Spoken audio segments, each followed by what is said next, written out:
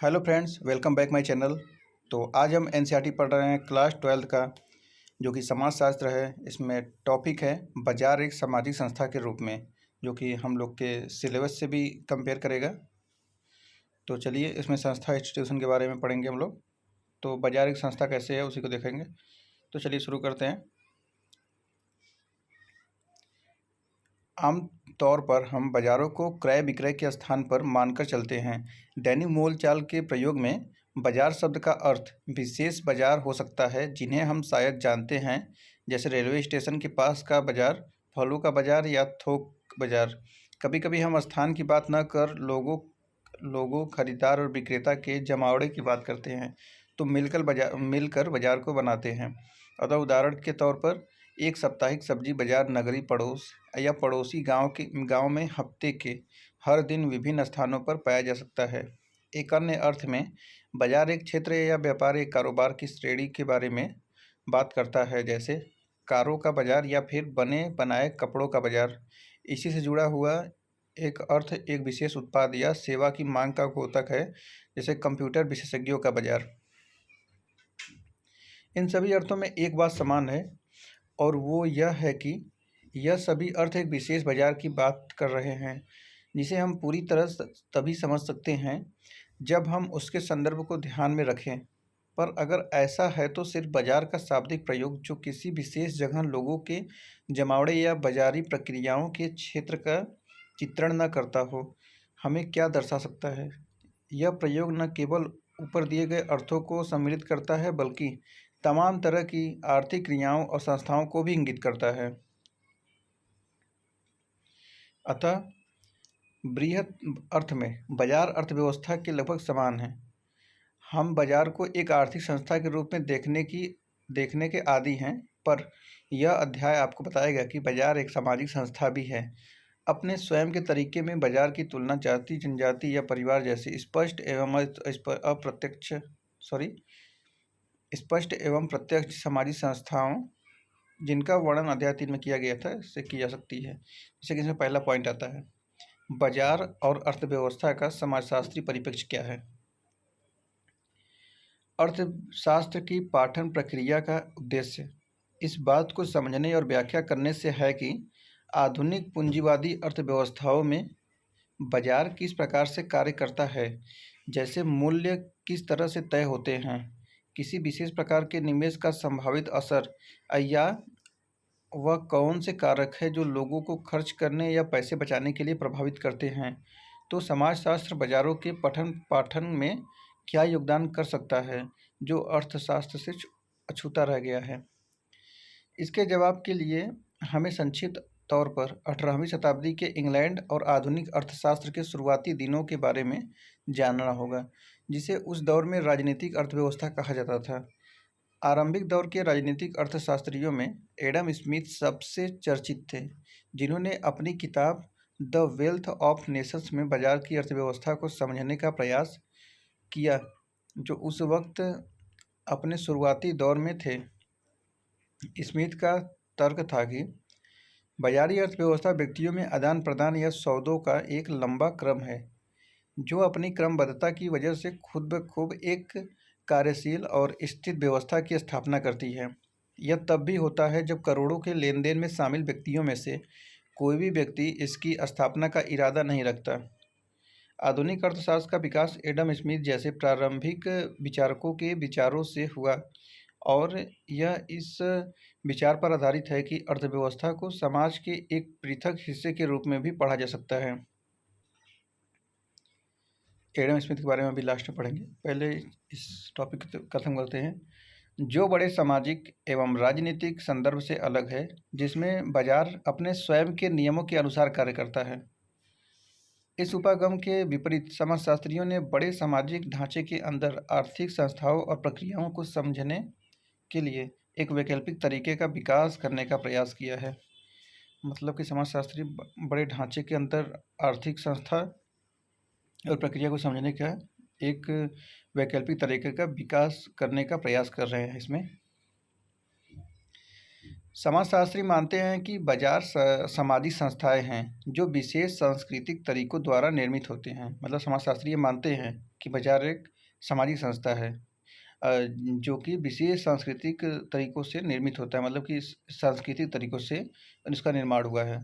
उदाहरण के लिए देखें तो बाजारों का नियंत्रण या संगठन अक्सर विशेष सामाजिक या वर्गों द्वारा होता है और इसकी अन्य संस्थाओं, सामाजिक प्रक्रियाओं और संरचनाओं से भी विशेष संबद्धता होती है। मतलब जो बाज़ारों का कंट्रोल होता है, वह ऐसे ही संगठन अक्सर विशेष सामाजिक समूह और वर्गों द्वारा बनते हैं। मतलब कि जो कि समाज के समूह होते हैं, ग्रुप, और वहाँ के जो क्लास होते हैं, उनकी संस्था और उनकी प्रक्रियाओं यानी उनके नियमों के अनुसार बनते हैं। समाजशास्त्री इस विचार को अक्सर यह कहकर प्रकट करते हैं कि अर्थव्यवस्थाएं समाज में रची बसी हैं। मतलब कि अगर कोई बाज़ार में कोई अर्थव्यवस्था है और वो समाज में कैसा चल रहा है, कैसे उसके नियम है, तो वो सब रची बसी हुई है। इस मत को यहाँ दो उदाहरणों सहित प्रस्तुत किया गया है। तो देखिए, उदाहरण एक है, एक साप्ताहिक आदिवासी हाट। हाट जो होता है, मतलब कि स्टॉल वगैरह जो लगाया जाता है, साप्ताहिक हाट। एक साप्ताहिक आदिवासी हाट का, और दूसरा है एक पारंपरिक व्यापारिक समुदाय और भारत के उपनिवेशिक दौर में उसका लेन देन का नेटवर्क या तंत्र। मतलब कहा जाए कि अगर कोई एक सब्जी मंडी है जो कि एक हफ्ते में एक बार लगती है, और कोई ऐसे ही क्या नाम है वो है पारंपरिक व्यापारिक समुदाय है। मतलब कि अगर त्यौहार वर्ग इस तरह मनाया जाता है, जैसे कि कोई पूजा पाठ है, कोई त्यौहार आ रहा है, तो उस समय मेला वाला लगाने का, तो वो बता रहे हैं कि ऐसे एक उदाहरण है। छत्तीसगढ़ के जिला बस्तर में धोराई गांव का एक साप्ताहिक आदिवासी बाजार है। देखिए, ये बाजार के बारे में बता रहे हैं, जो कि छत्तीसगढ़ का जिला बस्तर में धोराई गांव है, आदिवासी बाजार। तो आदिवासी बाजार के बारे में जानते हैं। दुनिया भर के अधिकांश कृषक या खेतिहर समाजों में आवधिक बाजार या हाट सामाजिक और आर्थिक संगठन व्यवस्था की एक केंद्रीय विशेषता होती है। साप्ताहिक बाजार आसपास के गांवों के लोगों को एकत्रित करता है जो अपनी खेती की उपज या किसी और उत्पाद को बेचने आते हैं, और वे बनी बनाई वस्तुएं एवं अन्य सामान खरीदने आते हैं जो उनके गांव में नहीं मिलते। इन बाजारों में स्थानीय क्षेत्र से बाहर के लोगों के साथ साथ साहूकार, मसखरे, ज्योतिषी एवं तमाम तरह के विशेषज्ञ अपनी सेवाएं एवं वस्तुओं के साथ आते हैं। ग्रामीण भारत में एक कम तय अंतराल पर विशेष बाजार भी लगते हैं, जिसका एक आवधिक उदाहरण है पशु बाजार। यह आवधिक बाजार विभिन्न स्थानीय और क्षेत्रीय अर्थव्यवस्थाओं को जोड़ता है एवं उन्हें बृहद राष्ट्रीय अर्थव्यवस्थाओं और कस्बों एवं महानगरीय केंद्रों से जोड़ता है। साप्ताहिक हाट ग्रामीण एवं नगरीय भारत में भी एक आम नज़ारा होता है। पहाड़ी और जंगलाती इलाकों में, खास तौर पर जहां आदिवासी बसे होते हैं, जहां अधिवास दूर दराज तक होता है, सड़कें और संचार भी जीर्ण शीर्ण होता है एवं अर्थव्यवस्था भी अपेक्षाकृत अविकसित होती है। ऐसे में साप्ताहिक बाजार उत्पादों के आदान प्रदान के साथ साथ सामाजिक मेल मिलाप की एक प्रमुख संस्था बन जाता है। स्थानीय लोग बाजार में अपनी खेती की उपज या जंगल से लाए गए पदार्थों को व्यापारियों को बेचते हैं, जो कस्बों में इन्हें ले जाकर दोबारा बेचते हैं, और इन पैसों से आवश्यक वस्तुएं जैसे नमक एवं खेती के औजार और उपभोग की वस्तुएं जैसे चूड़ियां और गहने खरीदते हैं। पर अधिकांश लोगों के लिए हाट जाने का प्रमुख कारण सामाजिक है, जहां वह अपने रिश्तेदारों से भेंट कर सकता है, घर के जवान लड़के लड़कियों का विवाह तय कर सकता है, गप्पे मार सकता है, कई अन्य कार्य भी कर सकता है। मतलब हाट इसीलिए ऐसे बनाए जाते हैं जो कि वहाँ पर मेल मिलाप भी हो सके। जहाँ जनजातीय क्षेत्रों में साप्ताहिक बाजार का एक बहुत पुराना संस्था है, वहीं समय के साथ इनके स्वरूप में परिवर्तन भी हुआ है। इन दूरस्थ क्षेत्रों के उपनिवेशिक राज्यों के नियंत्रण में आने के बाद इन्हें धीरे धीरे क्षेत्रीय एवं राष्ट्रीय अर्थव्यवस्थाओं से जोड़ दिया गया। जनजातीय क्षेत्रों को सड़कों के निर्माण द्वारा और स्थानीय लोगों को समझा बुझा के, जिनमें से बहुत से लोगों ने जनजातीय विद्रोहों द्वारा औपनिवेशिक शासन का विरोध किया था, खोला गया, ताकि इन इलाकों के समृद्ध जंगलों और खनिजों तक बेरोक टोक पहुंचा जा सके। ऐसा होने से इन क्षेत्रों में व्यापारी, साहूकार और आसपास के मैदानी इलाकों से अन्य गैर जनजाति लोगों का यहाँ भी तांता लग गया। इस प्रकार जनजातीय अर्थव्यवस्था में बदलाव आ गया, क्योंकि अब जंगल के उत्पादों को बाहरी लोगों को बेचा जाने लगा और नई तरह की वस्तुएं व्यवस्था में शामिल हो गईं। आदिवासियों को अब उन खदानों और बागानों में भी मजदूर के तौर पर रखा जाने लगा, जो अंग्रेजी सरकार के दौर में स्थापित हुए थे। औपनिवेशिक दौर के दौरान जनजातीय श्रम के एक बाजार का विकास हुआ। इन तमाम बदलावों की वजह से स्थानीय जनजातीय अर्थव्यवस्थाएं बड़े बाजारों से जुड़ गईं, पर इसका असर स्थानीय लोगों के लिए सामान्यतः बेहद नकारात्मक था। उदाहरण के लिए, बाहर से स्थानीय क्षेत्रों में साहूकारों और व्यापारियों के आवागमन ने आदिवासियों को दरिद्र कर दिया। उनमें से अधिकांश ने अपनी जमीन बाहरी लोगों के हाथ खो दी, मतलब बेच दिया। साप्ताहिक बाजार एक सामाजिक संस्था के रूप में जनजातीय स्थानीय अर्थव्यवस्था और बाहरी वातावरण के बीच की कड़ियों और आदिवासियों एवं अन्य लोगों के बीच आर्थिक शोषण का संबंध, इन सब का चित्रण बस्तर जिले के एक साप्ताहिक बाजार के अध्ययन में किया गया है। इस जिले में गोंड आदिवासी रहते हैं। साप्ताहिक बाजार में स्थानीय लोग, जिसमें जनजाति और गैर जनजाति मुख्यतः हिंदू के साथ साथ बाहरी लोग, जिसमें मुख्यतः विभिन्न जातियों के हिंदू व्यापारी होते हैं, को पाएंगे। वन अधिकारी भी बाजार में इन आदिवासियों के साथ व्यापार करने आते हैं, जो वन विभाग के लिए काम करते हैं। इस प्रकार इस बाजार में तमाम तरह के विशेष विक्रेता अपने उत्पाद और सेवाएं बेचने आते हैं। मुख्य चीज़ें जिनका बाजार में विनिमय होता है, वे बनी बनाई वस्तुएं जैसे गहने और पायलें, बर्तन और चाकू, गैर स्थानीय खाद्य पदार्थ जैसे नमक और हल्दी, स्थानीय खाद्य सामग्री, खेतिहर उत्पाद और बनी बनाई वस्तुएं जैसे बांस की टोकरी और जंगल के उत्पाद जैसे इमली एवं तिलहन है। जंगल के उत्पाद जो आदिवासी लेकर आते हैं, वह व्यापारी खरीदकर कस्बों में ले जाते हैं। इन हाटों में खरीदार मुख्यतः आदिवासी ही होते हैं, पर विक्रेता मुख्यतः जाति प्रधान हिंदू होते हैं। आदिवासी जंगली और खेती संबंधी उत्पादों और अपने श्रम बल को बेचकर जो पैसा कमाते हैं, वो मुख्यतः इन हाटों में मिलने वाली सस्ती पायलों और एवं गहनों और उपभोग की वस्तुएं जैसे बने बनाए कपड़ों की खरीदारी के लिए खर्च करते हैं।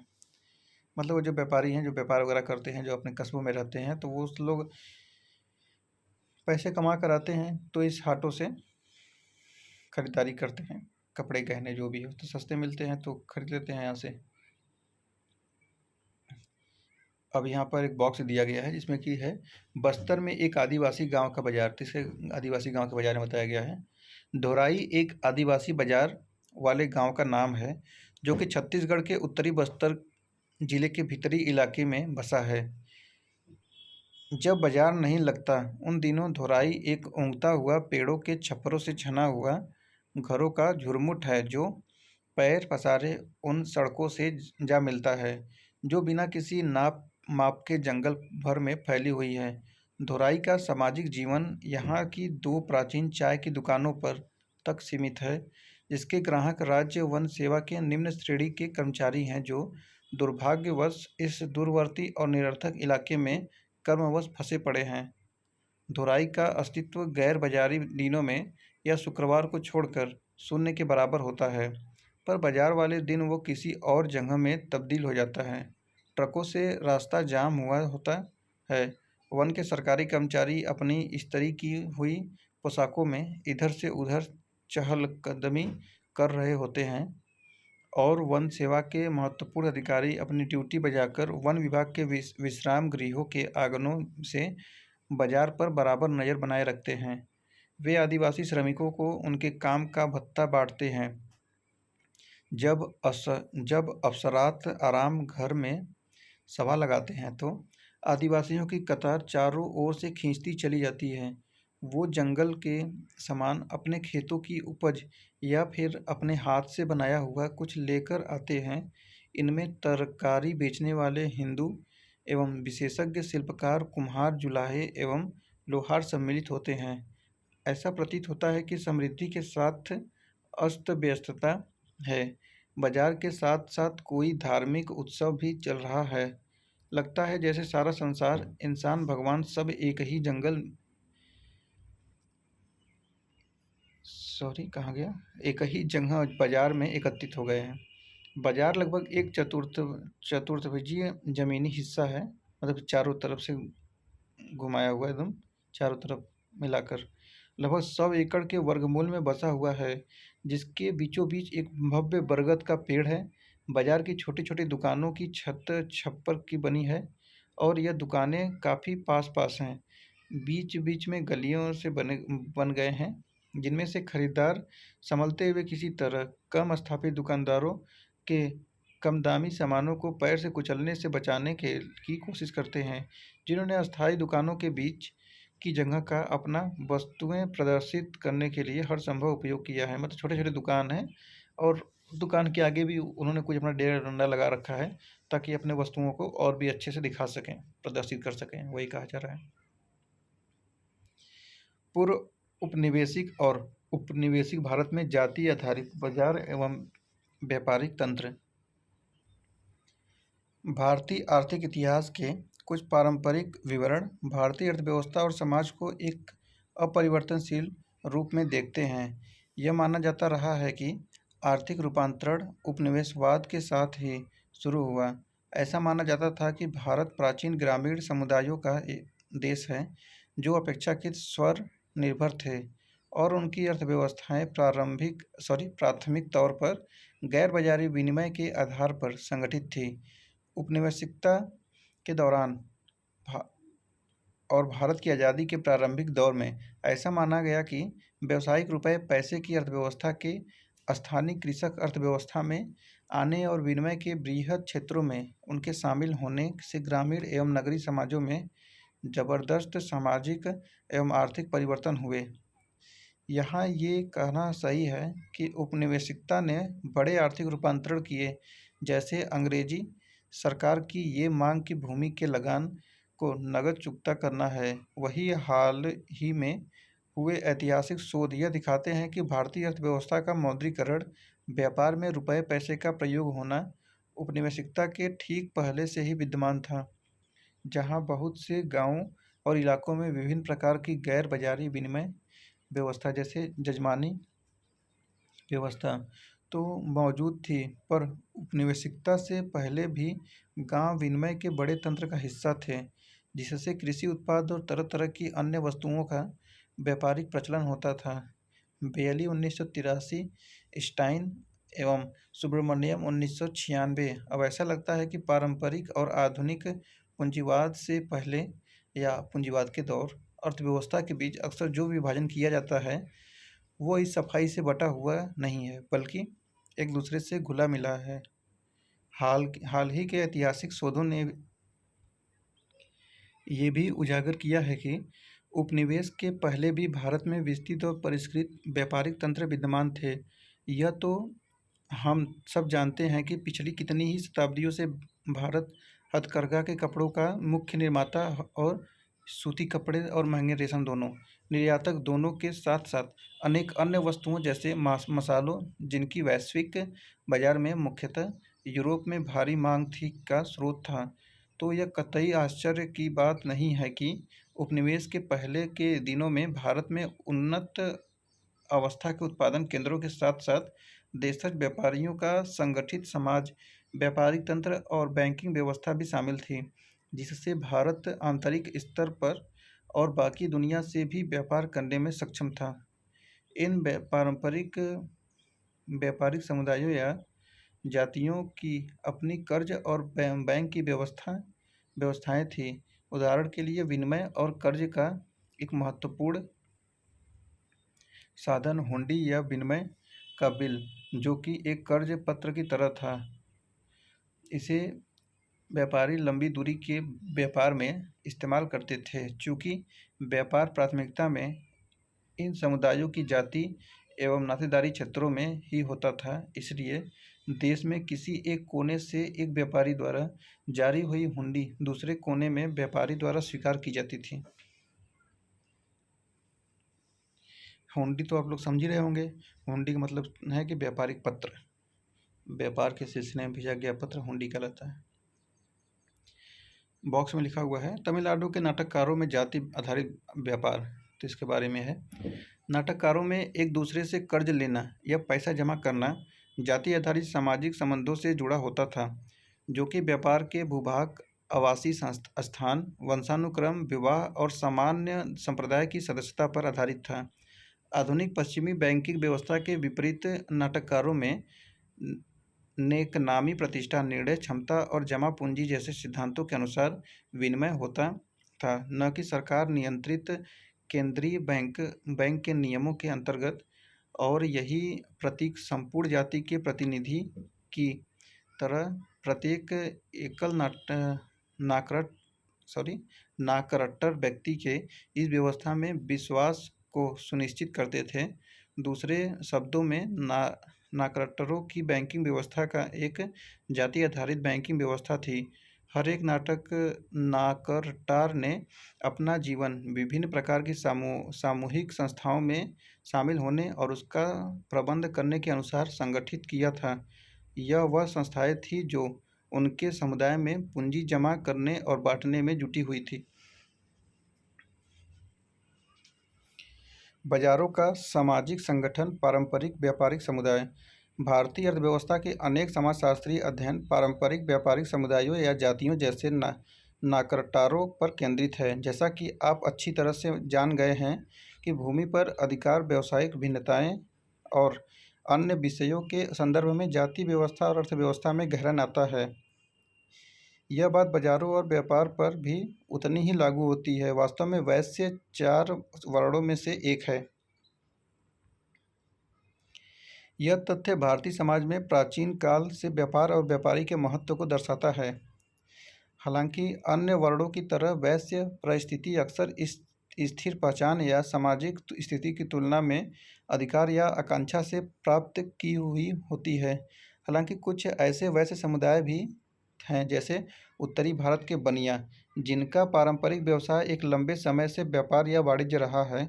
कुछ जाति समूह भी हैं जो व्यापार में शामिल हो गए हैं। ऐसे समूह पर ऊपर बढ़ने की प्रक्रिया में वैश्य की परिस्थिति पाने की आकांक्षा रखते हैं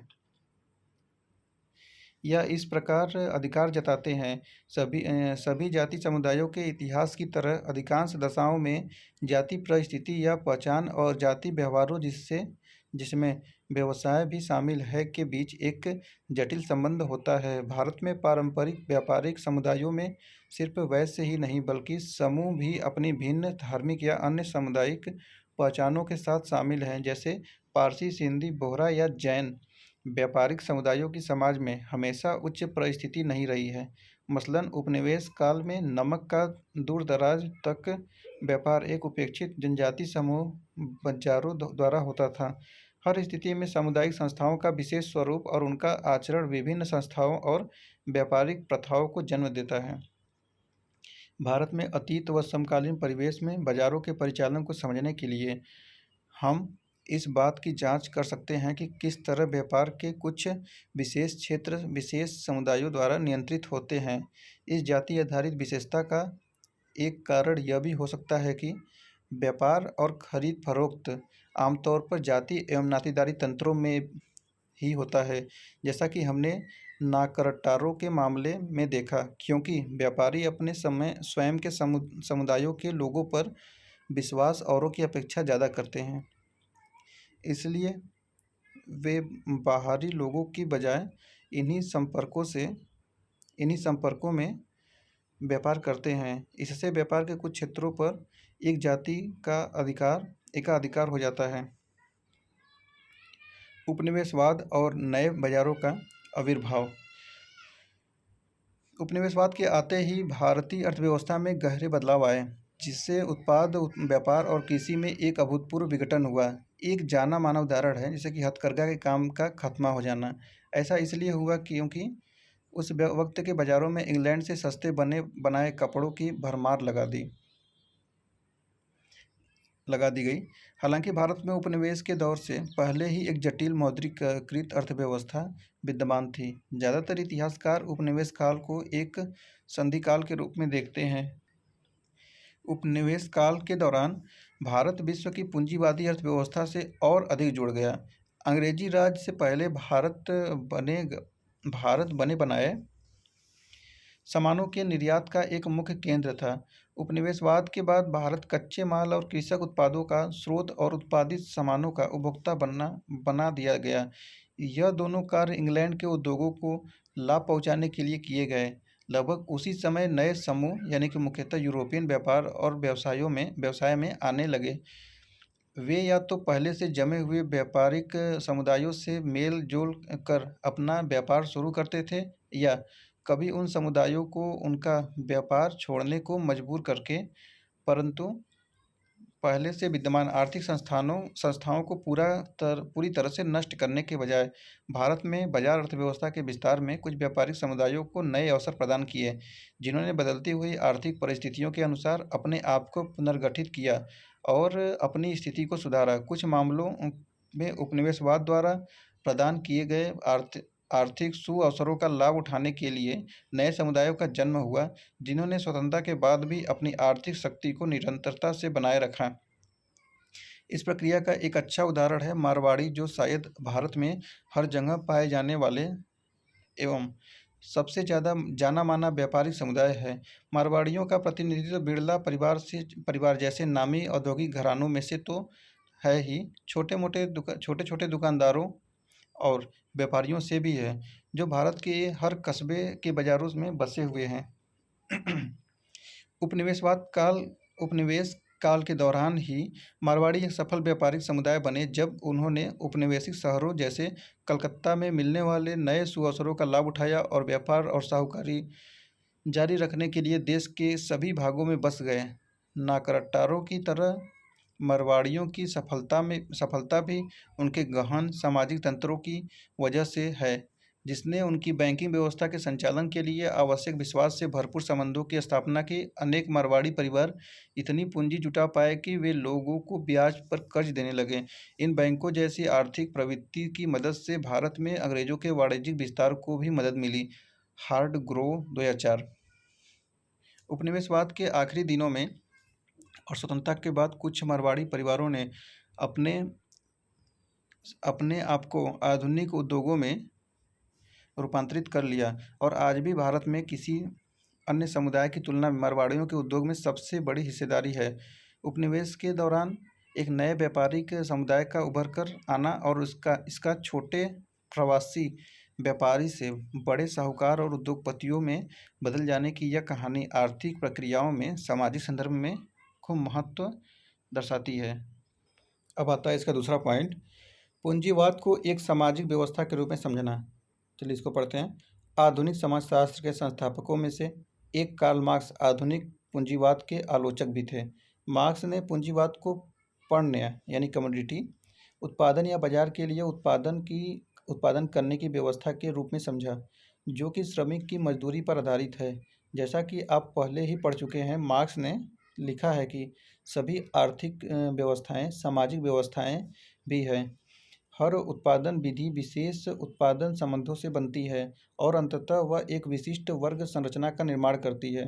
मार्क्स ने इस बात पर जोर दिया कि अर्थव्यवस्था चीज़ों से नहीं बल्कि लोगों के बीच रिश्तों से बनती है, जो उत्पादन की प्रक्रिया के द्वारा एक दूसरे से जुड़े होते हैं। पूंजीवादी उत्पादन विधि के अंतर्गत मजदूरी या श्रम भी एक बिकाऊ सामान बन जाता है, क्योंकि मजदूरों को अपनी श्रम शक्ति को बाजार में बेचकर ही अपनी मजदूरी कमानी है। इस तरह दो आधारभूत वर्गों का गठन होता है, पूंजीपति जो उत्पादन के साधनों जैसे कारखानों के मालिक हैं और श्रमिक जो अपना श्रम पूंजीपतियों को बेचते हैं। पूंजीपति वर्ग को इस व्यवस्था से मुनाफा होता है, क्योंकि वो श्रमिकों को उनके काम के बराबर दाम नहीं देते। ऐसा करते हुए वो उनके श्रम से अतिरिक्त मूल्य निकाल लेते हैं। मार्क्स के पूंजीवादी अर्थव्यवस्था और समाज के सिद्धांत ने 19वीं और 20वीं शताब्दियों में पूंजीवाद के स्वरूप के बारे में अनेक सिद्धांतों और बहसों को प्रेरित किया। अब आता है वस्तुकरण या परिणीकरण यानी कमोडिटी और उपभोग। दुनिया के हर एक कोने में पूंजीवाद के विकास से जीवन के हर क्षेत्र और हिस्सों में बाजारों का विस्तार हो गया, जो कि पहले इस व्यवस्था से अछूते थे। परिणीकरण यानी कमोडिटाइजेशन तब होता है जब कोई वस्तु बाजार में बेची खरीदी न जा सकती हो और अब वह बेची खरीदी जा सकती है, अर्थात अब वह बाजार में बिकने वाली एक चीज़ बन गई है। जैसे श्रम और कौशल अब ऐसी चीज़ें हैं जो खरीदी व बेची जा सकती हैं। जैसे कोई आदमी है तो अगर उसके पास कोई हुनर है, कोई आर्टिकल, कोई भी जैसे कंप्यूटर चलाना जानता है, अब जाकर अपना कहीं सेवा दे रहा है तो वो अपने श्रम को बेच रहा है, अपने हुनर को बेच रहा है, उसका मूल्य प्राप्त कर रहा है। तो वही कह रहे हैं। मार्क्स और पूंजीवाद के अन्य आलोचकों के अनुसार परिणीकरण की प्रक्रिया के नकारात्मक सामाजिक प्रभाव हैं। मार्क्स इसको नकारात्मक बताते हैं, जैसे कि श्रम का परिणीकरण के उदाहरण है, लेकिन समकालीन समाज में ऐसे और भी उदाहरण हैं। मसलन आजकल एक विवादास्पद वाकया है, गरीब लोगों द्वारा अपनी किडनी को अमीर लोगों को बेचना, जिन्हें किडनी के प्रतिस्थापन की आवश्यकता है। बहुत से लोगों का मानना है कि मानव अंगों का परिणीकरण नहीं होना चाहिए। पहले के समय में इंसानों को गुलाम के तौर पर बेचा और खरीदा जाता था, पर आज के दौर में लोगों को वस्तुओं की तरह समझना अनैतिक माना जाता है। पर आधुनिक समाज में लगभग हर कोई मानता है कि इंसान का श्रम खरीदा खरीदा जा सकता है या पैसों के बदले में अन्य सेवाओं या कौशल उपलब्ध कराया जा सकता है। मार्क्स के अनुसार यह वह स्थिति है जो सिर्फ पूंजीवादी समाजों में ही पाई जाती हैं। समकालीन भारत में हम देख सकते हैं कि कुछ चीज़ें या प्रक्रियाएं जो पहले बाजार का हिस्सा नहीं थी, अब वह बाजार में मिलने वाली वस्तुएं हो गई हैं। जैसे पारंपरिक रूप से पहले विवाह परिवार के लोगों द्वारा तय किए जाते थे, पर अब व्यावसायिक विवाह ब्यूरो की भरमार है जो वेबसाइट या किसी और माध्यम से लोगों का विवाह तय कराते हैं और इसका मेहनताना लेते हैं। दूसरा उदाहरण है अनेक निजी संस्थान जो व्यक्तित्व संवारने, अंग्रेजी बोलना सिखाने और अन्य चीज़ों के लिए पाठ्यक्रमों को चलाते हैं, जो कि विद्यार्थियों को अधिकांश मध्यम वर्ग के नौजवानों समकालीन विश्व में सफल होने के लिए आवश्यक सांस्कृतिक और सामाजिक कौशल को सिखाते हैं। पुराने समय में सामाजिक कौशल और शिष्टाचार जैसे अच्छा आचरण प्रमुख रूप से परिवार में ही सिखाया जाता था। इस हम इस बारे में ऐसे भी सोच सकते हैं कि आजकल जो निजी संस्थाओं में होड़ लगी है, नए विद्यालय, महाविद्यालय और कोचिंग क्लासेस को चलाने के लिए, वो भी इस बात को दर्शाती है कि किस तरह से शिक्षा का परिणीकरण हो रहा है। अब यहाँ पर बताया जा रहा है परिणीकरण क्या है। परिणीकरण बड़ा शब्द है जो सुनने में जटिल लगता है, पर जिन प्रक्रियाओं की तरफ वो इशारा करता है उनसे हम परिचित हैं और वे हमारे दैनिक जीवन का हिस्सा हैं।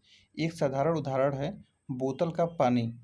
यह कैसे है कि शहर या कस्बे में, यहाँ तक कि अधिकांश गांव में भी बोतल का पानी खरीदना अब संभव है। 2-1 लीटर या उससे छोटे पैमाने में वो हर एक जगह बेची जाती है। अनेक कंपनियां और अनेक ब्रांड के नाम है जिससे पानी की बोतलें पहचानी जाती हैं, पर यह एक नई प्रघटना है जो 10-15 साल से ज़्यादा पुरानी नहीं है। मुमकिन है कि आप खुद उस समय को याद कर सकते हैं जब पानी की बोतलें नहीं बिका करती थी। बड़ों से पूछो, माता पिता की पीढ़ी के लोगों को अजीब लगा होगा और आपके दादा दादी के ज़माने में तो इसके बारे में बिरले लोगों ने सुना या सोचा होगा। ऐसा सोचना भी कि पेयजल के लिए कोई पैसा मांग सकता है उनके लिए अविश्वसनीय होगा, पर आज यह हमारे लिए आम बात है। एक साधारण सी बात, एक वस्तु जिसे हम खरीद या बेच सकते हैं, इसी को परिणीकरण या कमोडिटाइजेशन या कमोडिटिफिकेशन कहते हैं। एक प्रक्रिया जिसके द्वारा कोई भी चीज़ जो बाजार में नहीं बिकती हो, वह बाजार में बिकने वाली एक वस्तु बन जाती है और बाजार अर्थव्यवस्था का एक भाग बन जाती है। क्या आप ऐसी चीज़ों के बारे में सोच सकते हैं जो हाल ही में बाज़ारों में शामिल हुई हों? याद रहे कि यह जरूरी नहीं कि कोई वस्तु एक पण्य हो, कोई सेवा भी पण्य हो सकती है। ऐसी चीज़ों के बारे में भी सोचें जो आज पण्य भले न हो पर भविष्य में हो सकती हैं। आप कारण भी सोचें कि ऐसा क्यों होगा। अतः इस बारे में भी सोचें कि पहले ज़माने की कुछ चीज़ें अब बिकनी बंद क्यों हो गई हैं, मतलब कि जिनका पहले विनिमय में योगदान था पर अब नहीं है। क्यों और कब कोई कमोडिटी नहीं रह जाती है। तो सोचिए और बताइएगा। चलिए हम आगे बढ़ते हैं। पूंजीवादी समाज की एक अन्य महत्वपूर्ण विशेषता है कि उपभोग अत्यधिक महत्वपूर्ण हो जाता है और इसके सिर्फ आर्थिक कारण नहीं है, बल्कि इसका एक प्रतीकात्मक अर्थ है।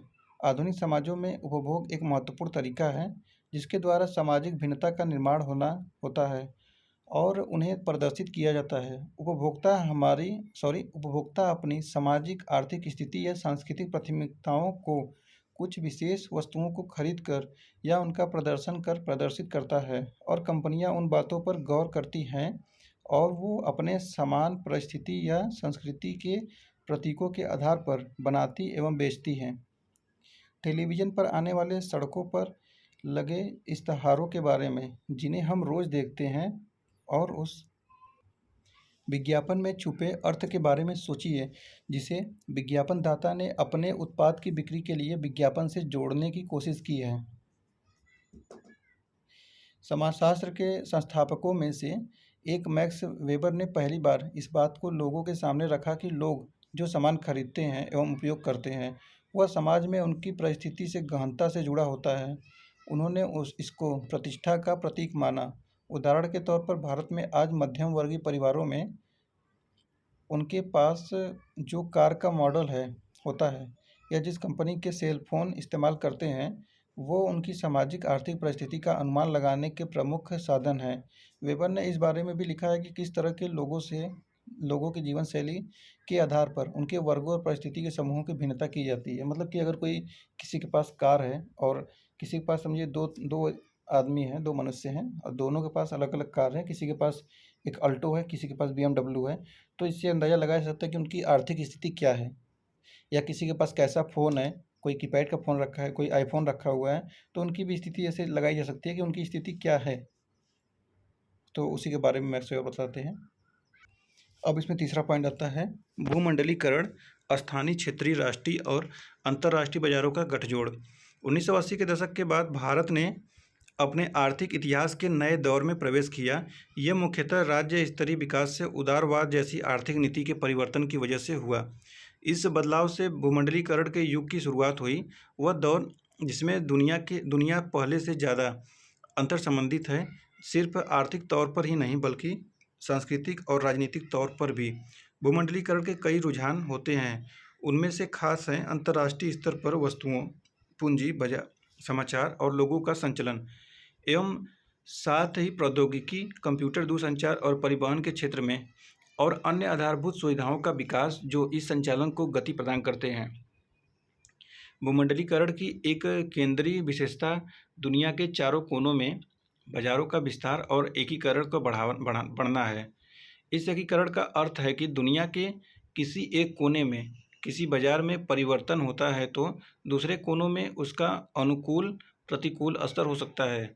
जैसे अगर अमेरिकी बाजार में गिरावट आती है तो भारतीय सॉफ्टवेयर के उद्योग में भी गिरावट आएगी, जैसा कि न्यूयॉर्क में वर्ल्ड ट्रेड सेंटर पर 9/11 के हमले के बाद हमें देखने को मिला था, जिससे इस क्षेत्र में लोगों का व्यवसाय एवं नौकरियां जाती रहेंगी। सॉफ्टवेयर सेवा उद्योग और व्यापार में बाहरी स्रोतों के प्रयोग का उद्योग जैसे कॉल सेंटर उन प्रमुख उद्योगों में से है जिसके द्वारा भारत वैश्विक अर्थव्यवस्था से लगातार जुड़ता जा रहा है।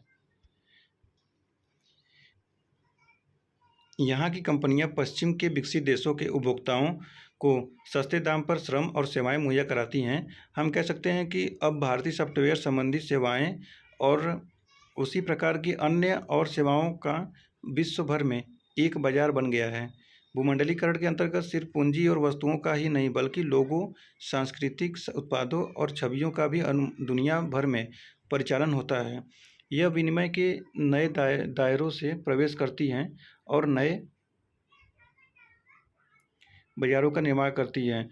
उत्पाद, सेवाएं और सांस्कृतिक तत्व जो पहले बाजार व्यवस्था से बाहर थे, अब उसके हिस्से हैं। एक उदाहरण है भारतीय अध्यात्म और ज्ञान व्यवस्थाओं जैसे योग और आयुर्वेद का पश्चिम में बाजारीकरण। अंतर्राष्ट्रीय पर्यटन का बढ़ता बाजार भी यह दर्शाता है कि खुद संस्कृति कैसे बाजार का एक हिस्सा बन जाती है। इसका एक उदाहरण है पुष्कर, राजस्थान में लगने वाला प्रसिद्ध वार्षिक मेला, जिसमें दूर दराज से व्यापारी और पशुचारी ऊँटों और अन्य पशुओं को बेचने एवं खरीदने आते हैं। जहाँ स्थानीय लोगों के लिए पुष्कर मेला एक भव्य सामाजिक और आर्थिक उपलक्ष्य होता है, तो वही यह अब अब ये अंतर्राष्ट्रीय स्तर पर भी एक बड़े पर्यटन स्थल के नाम से जाना जाता है। यह मेला पर्यटकों के लिए और भी अधिक आकर्षण का कारण है, क्योंकि यह कार्तिक पूर्णिमा के ठीक पहले आता है, जब हिंदू तीर्थयात्री पवित्र पुष्कर तालाब में नहाने आते हैं। इस तरह हिंदू तीर्थयात्रियों, ऊँटों व्यापारियों और विदेशी पर्यटकों का सम्मेलन हो जाता है, जिसमें सिर्फ पशुओं और पैसे का विनिमय ही नहीं, बल्कि धार्मिक, पुण्य और सांस्कृतिक प्रतीकों की भी अदला बदली होती है। चलिए उस पॉइंट को पढ़ते हैं, अभी इसको पहले देख लेते हैं। उदारवादिता पर बहस, बाजार बनाम राज्य, यानी बाजार बनाम राज्य के बारे में है। भारतीय अर्थव्यवस्था का भूमंडलीकरण प्राथमिक तौर पर उदारीकरण की नीति की वजह से हुआ है, जो कि 1980 के दशक में शुरू हुई। उदारवादिता में कई तरह की नीतियां शामिल हैं, जैसे सरकारी विभागों का निजीकरण, सरकारी संस्थाओं को प्राइवेट कंपनियों को बेच देना, पूंजी, श्रम और व्यापार में सरकारी दखल कम कर देना, विदेशी वस्तुओं के आसान आयात के लिए आयात शुल्क में कमी करना और विदेशी कंपनियों को भारत में उद्योग स्थापित करने में सहूलियत देना। बाजारीकरण या इन परिवर्तनों को सामाजिक, राजनीतिक या आर्थिक समस्याओं के समाधान के लिए बाजार या बाजार आधारित प्रक्रियाओं, यानी सरकारी नियमों और नीतियों के बजाय के उपयोग से भी समझ सकते हैं। इसमें आर्थिक नियंत्रण को सरकार द्वारा कम या खत्म कर देना, उद्योगों का निजीकरण और मजदूरी और मूल्यों पर से सरकारी नियंत्रण को खत्म कर देना शामिल है। जो लोग बाजारीकरण का समर्थन करते हैं, उनका मानना है कि इससे समाज में आर्थिक समृद्धि आएगी, क्योंकि सरकारी संस्थाओं की अपेक्षा ये निजी संस्थाएं ज़्यादा कुशल होती हैं। उदारवाद के कार्यक्रमों के तहत जो परिवर्तन हुए, उन्होंने आर्थिक समृद्धि को बढ़ाया और इसके साथ ही भारतीय बाज़ारों को विदेशी कंपनियों के लिए खोला। उदाहरण के लिए अब बहुत सारी विदेशी वस्तुएं यहाँ बिकती हैं, जो पहले यहाँ नहीं मिलती थी। माना जाता है कि विदेशी पूंजी के निवेश से आर्थिक विकास होता है और रोजगार बढ़ते हैं। सरकारी कंपनियों के निजीकरण से कुशलता बढ़ती है और सरकार पर दबाव कम होता है। हालांकि उदारीकरण का असर मिश्रित रहा है। कई लोगों का यह भी मत है कि उदारीकरण का भारतीय परिवेश पर प्रतिकूल असर ही हुआ है और आगे के दिनों में भी ऐसा ही होगा। हम अपनी ज़्यादा चीज़ें खोकर कम चीज़ों को पाएंगे। भारतीय उद्योग के कुछ क्षेत्रों जैसे सॉफ्टवेयर या सूचना तकनीकी या खेती में, जैसे मछली या फल उत्पादन को शायद वैश्विक बाजार से फायदा हो सकता है, पर अन्य क्षेत्रों जैसे कि ऑटोमोबाइल्स या इलेक्ट्रॉनिक्स और तेली अनाजों के उद्योग पर गहरा असर पड़ेगा, क्योंकि यह उद्योग विदेशी उत्पादकों से प्रतिस्पर्धा नहीं कर पाएंगे। उदाहरण के तौर पर भारतीय किसान अब अन्य देशों के किसानों के उत्पादों से प्रतिस्पर्धा कर रहे हैं, क्योंकि कृषि संबंधित उत्पादों का आयात अब संभव है। पहले भारतीय कृषि सहायता मूल्य और सब्सिडी द्वारा विश्व बाजार से सुरक्षित थे। यह समर्थन मूल्य किसानों की न्यूनतम आमदनी को सुनिश्चित करता है, क्योंकि यह वह मूल्य थे जिस पर सरकार कृषक उत्पादों को खरीदने को तैयार रहता है। सब्सिडी से किसानों द्वारा इस्तेमाल में लाने वाली चीज़ें जैसे खाद, उर्वरक, डीजल, तेल का भी सरकार दाम घटा देती थी। उदारवाद बाजार में इस तरह की सरकारी मदद के खिलाफ है, अतः सब्सिडी और समर्थन मूल्य को हटा दिया गया। इसका मतलब ये हुआ कि बहुतेरे किसान अपनी रोजी रोटी कमाने में भी असफल रहे हैं। इसी प्रकार छोटे उत्पादों को विश्व स्तर के उत्पादकों के सामानों के साथ प्रतिस्पर्धा करनी पड़ रही है। और ये अपवाद नहीं है कि उनमें से कुछ का बिल्कुल सफाया हो जाए। निजीकरण में उन सरकारी विभागों के मुलाजिमों की नौकरी भी कम हो गई है, या कह सकते हैं रोजगार के स्रोत अब स्थिर नहीं हैं। गैर सरकारी असंगठित रोजगार उभर कर सामने आ रहे हैं और सरकारी संगठित विभागों में नौकरियां कम होती जा रही हैं। ये कामगारों के लिए ठीक नहीं है, क्योंकि अब उन्हें कम तनख्वाह और अस्थायी नौकरियां ही हाथ लगेंगी। चलिए, इस लास्ट पॉइंट ये है। इस अध्याय में हमने देखा कि भारत में आज एक ग्रामीण हाट से लेकर अप्रत्यक्ष स्टॉक एक्सचेंज जैसे विभिन्न प्रकार के बाजार भी हैं। यह बाजार खुद ही सामाजिक संस्था है और बाकी सामाजिक संस्थाओं जैसे परिवार, जाति, वर्ग से विभिन्न तरीकों से जुड़े हुए हैं। इसके साथ ही हमने ये जाना कि विनिमय के सिर्फ आर्थिक मायने ही नहीं होते, उसके सांकेतिक और सांस्कृतिक पहलू भी होते हैं। खासकर उदारवादिता के दिनों में, जब सामानों और सेवाओं का तेजी से संचलन हो रहा है। भारत के उदारीकरण के बाद के बाजारी परिवेश में जो भूमंडलीकरण का अभिन्न हिस्सा भी है, ऐसे तमाम तरीके और प्रणालियां हैं जो चीज़ों, सेवाओं, सांस्कृतिक प्रतीकों, पूंजी को बाजारी माहौल में प्रवेश दिलाती हैं। आंचलिक ग्रामीण बाजार से लेकर विश्वव्यापी व्यापारिक क्षेत्रों तक, जैसे नास्तिक आज के तेजी से बदलते युग में यह समझना आवश्यक है कि किस तरह से बाजार निरंतर बदल रहे हैं और इन सामाजिक और आर्थिक परिवर्तनों के परिणाम क्या हैं। चलिए, अब देखते हैं जो छोटे छोटे पॉइंट दिए गए थे उसके बारे में। एडम स्मिथ 1723 से 1790 तक। तो एडम स्मिथ समकालीन आर्थिक विचारों के उद्गमकर्ता के रूप में जाने जाते हैं। स्मिथ अपनी 5 पुस्तकों की श्रृंखला द वेल्थ ऑफ नेशंस से प्रसिद्ध हैं, जिसमें इस बात की व्याख्या की गई है कि कैसे खुली बाजार अर्थव्यवस्था में तार्किक स्वयं लाभ आर्थिक समृद्धि को बढ़ावा देता है। यहाँ चित्र दिया गया है, कुछ महिलाएं हैं, कुछ यहाँ पे दुकानें जो हाट लगाई गई हैं, ये स्टॉल, जो कि यहाँ पे सामान वस्तुएं खरीदते हुए अपनी ज़रूरतों की वस्तुएं। पहले के समय में कैसे गेहूँ, ऐसे इसमें थ्रेसर का चलन है। नहीं, थ्रेसर ये नहीं है, ये है चारा मारने वाली मशीन है। तो पहले बैलगाड़ी पर कैसे लाया जाता था, तो अब के समय का और पहले के समय का डिफरेंस देखिए कैसे है। यहाँ पर तो वही चारा ही तो लग रहा है, गेहूँ भी हो सकता है, जो कोई भी है, इसमें अनाज है जो इसमें दाया जा रहा है। यहाँ कुछ क्रियाकलाप दिया गया है। तो जिस कस्बे या शहर में आप रहते हैं, उसके बाजार या खरीदारी करने वाले क्षेत्रों में जाएं। यह पता करने की कोशिश करें कि महत्वपूर्ण व्यापारी कौन है। क्या कोई विशेष व्यापार के क्षेत्र हैं जो विशेष समुदायों द्वारा नियंत्रित हैं, जैसे आभूषण, किराना, लोहे, लकड़ी एवं अन्य वस्तुओं की दुकानें। इन दुकानों में से कुछ में जाएं एवं उनके मालिकों और उनके समुदायों के बारे में पता करें। क्या यह उनका पुश्तैनी पारिवारिक व्यापार है? तो जाएं और पता करें। यहाँ चित्र दिया गया है कुछ व्यवसायियों का, जो कि इसे कपड़े की दुकान है, टेलर है, तो जूते की दुकान है। तो ऐसे ही स्टॉल लगाया जाता है एकदम सट सट कर। देखिए, यहाँ पे तो लिखा है पिंक सिटी, तो ये तो ब्लैक एंड वाइट फ़ोटो है, वरना पिंक सिटी दिखता। ऐसे बहुत ही बेहतरीन दिखाया गया है पिंक सिटी को। यहाँ पे ये दूसरा फ़ोटो है और ये दूसरा है, ये इंडिगो टू पिंक सिटी है। तो यहाँ पर वो मेला के बारे में बात है कि जब बाजार भी बिकता हो, पुष्कर पशु मेला। कार्तिक का महीना आते ही ऊँटों के गाड़ीवान और अपने रेगिस्तान जहाज़ों को सजाते हैं और कार्तिक पूर्णिमा के वक्त पहुँचने के लिए समय से पुष्कर की लंबी यात्रा के लिए निकल पड़ते हैं। यहाँ हर साल लगभग 2 लाख लोग और 50,000 ऊँट अन्य पशुओं का 2 लाख है ना, 2 लाख है, अन्य पशुओं का जमावड़ा लगता है। वो उन्माद देखते ही बनता है जब रंग, शोर और चहल पहल से लोग घिरे होते हैं। संगीत वादक, रहस्यवादी, पर्यटक, व्यापारी, पशु और भक्त सब एक जगह इकट्ठा होते हैं।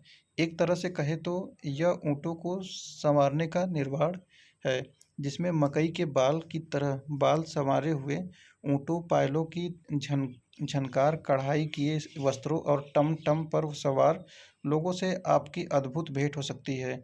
ऊँटों के मेले के साथ ही धार्मिक प्रतिष्ठान भी एक जंगली जादुई चरम पर होता है। अगरबत्तियों का घना धुआं, मंत्रों का शोर और मेले की रात में हजारों भक्त नदी में डुबकी लगाकर अपने पाप धोते हैं और पवित्र पानी में टिमटिमाते लिए छोड़ते हैं। यहाँ पर देखिए ये ऊँट ऐसे दिए गए हैं बेचने और यहाँ पे खरीदने के लिए आते हैं लोग। तो इसी के साथ ये चैप्टर हम लोग का समाप्त होता है। तो हम लोग यह बाज़ारों का संस्कृतिकरण यानी कि बाज़ार एक संस्था के रूप में पढ़ रहे थे। बाज़ार एक सामाजिक संस्था के रूप में कैसे है, तो इसके बारे में हम लोग बहुत सारी जानकारी लिया, बहुत सारी बातों पर चर्चा किया, कैसे बाज़ार बनते हैं और बाज़ारों में क्या उत्पादन होती है, कार्ल मार्क्स के क्या सिद्धांत है, मैक्स वेबर के क्या सिद्धांत है, इन सब के बारे में पढ़ा है। तो चलिए अब फिर ऐसे ही वीडियो में फिर मिलते हैं हम लोग किसी और वीडियो में, किसी और संस्था के बारे में बात करेंगे, किसी और टॉपिक पर। तो बने रहिए हमारे साथ और हमारे चैनल को सब्सक्राइब भी करिए। तो मिलते हैं फिर नेक्स्ट वीडियो में, तब तक के लिए धन्यवाद। आपका दिन शुभ हो।